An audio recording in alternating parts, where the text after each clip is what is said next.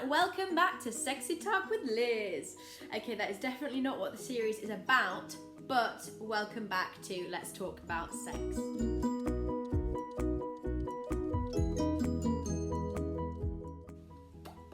Following on from last week when I was doing the introduction of what this entire series is going to be about, I am starting the first episode of Let's Talk About Sex officially, kicking it off with ways of doing it.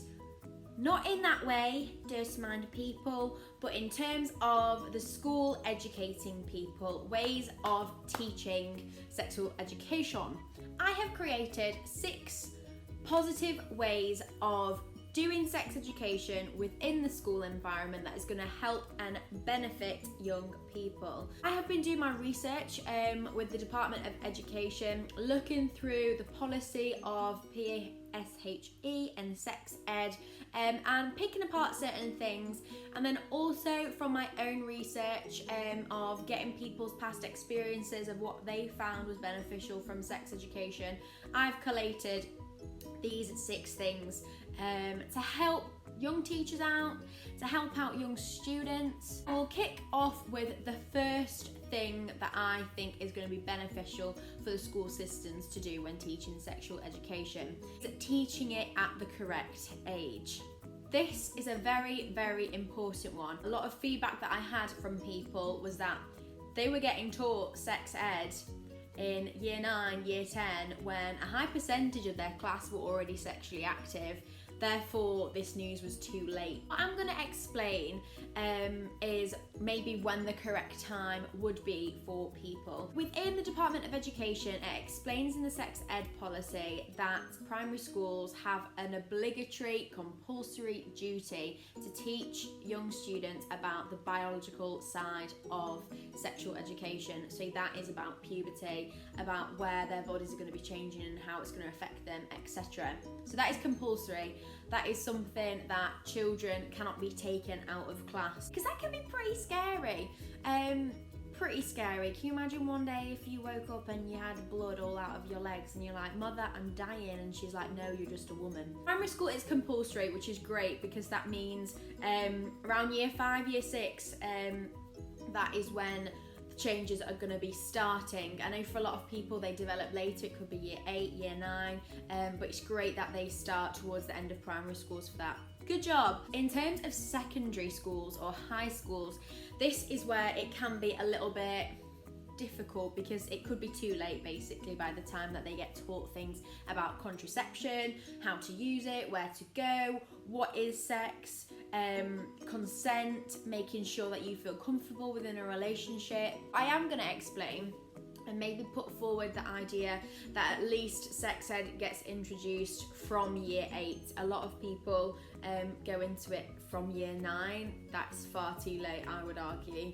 Some people that I spoke to said year 7 is when it should start to be talking around about the sexual side of sex education, not just the biological side. So that is something that you can definitely comment down below. When do you think in secondary schools that sexual side of sex ed should be taught for people? What I read from the Department of Education policy, which contrasts to primary schools, is that parents have a right to withdraw their children from sex ed in secondary schools when it's talking about the sexual side of it. This is because it's justified that the parents are children's primary carers, which means that they are able to explain to their children what they want them to know at the appropriate age that they deem right. What's great about the school is that the school should liaise with the parents, so the school should let the parents know what is being taught in that curriculum, so that when the children come back and are asking questions, the parents can follow up and answer those questions that they have. The problematic thing of the right to withdraw is the aspect of if people are extra religious and they don't feel comfortable and they don't want their child to learn about sex in that respect because they could promote abstinence, etc. That means that kid may not get a fully rounded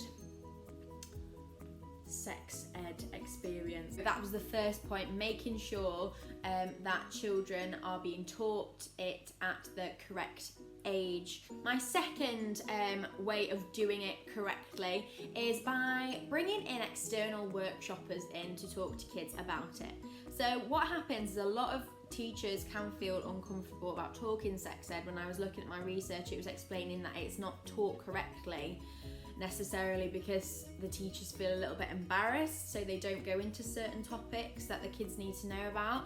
So if you bring in external people that could be professionals in the sex ed way of life, and the kids are going to get a fully rounded sexual education experience, and it's going to be even across the classes. Number 3 is dividing the classes up but ensuring that they all get the same teaching. When I was doing my research, a few people were saying what was great is that, especially in primary schools, the boys and the girls were divided up, so the girls would get to learn about what's going on with their periods and wombages and stuff, but not feel embarrassed that the boys are sniggering like, ah, you have a period. And likewise, the boys get to talk about what their worries are about going through puberty at a young age, and the girls aren't like, oh, what dreams. The problem with this is that it has positives and negatives dividing people up, because what happens is boys also need to learn about periods, so making sure that they still get taught both, even if they do get divided up, and girls need to know about what's going to go on with the guys, and you're not super surprised when you just see a penis like fly up.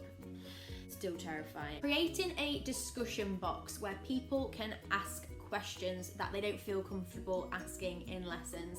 So this is really effective, especially in secondary schools where it just gets really uncomfortable talking in front of girls, talking in front of boys. You might have a question and you don't feel comfortable.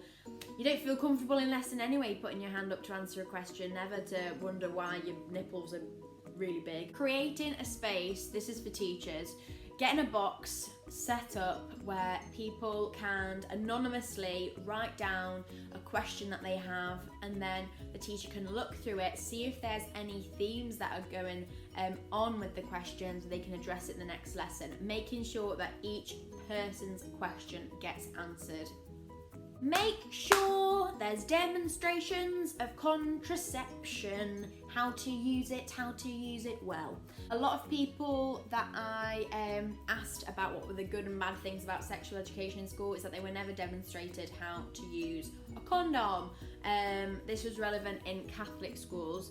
I'm currently going through the process of looking at the Catholic school that I'm in now, their sexual education policy, in terms of contraception, especially because obviously quite a lot of Catholics don't promote contraception, and that's the idea, that they don't promote it, so they don't evangelise about it, but they're still expected to talk about it as an option for people. So making sure demonstrations happen. Yeah, I think I had it on a banana in year 9.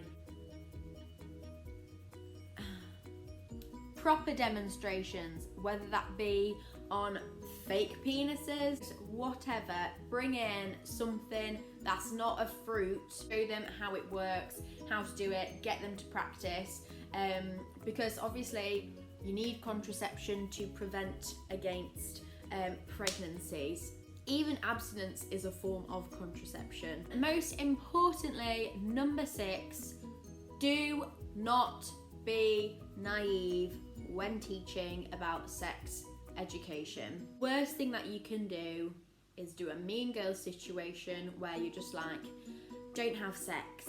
Because a lot of religious people, they might do that, which is great, but for other people, doubtful that they're gonna do that. So they need to be prepared. So you need to teach them the ways of the sex world. They were my 6 ways of doing it. So give a comment on your favourite tip, or which thing you could have been like, oh, I wouldn't use that, I don't think that's effective, but give me an explanation as to why you don't think it's effective. Give me another top tip when sort of teaching sex ed, and then throughout the next coming weeks we're going to be going on to specific topics as well: contraception, consent, inclusivity and self-care hacks too. So I hope you think this video has been helpful, and enjoy your day and be safe when sharing your sexual tips with the world.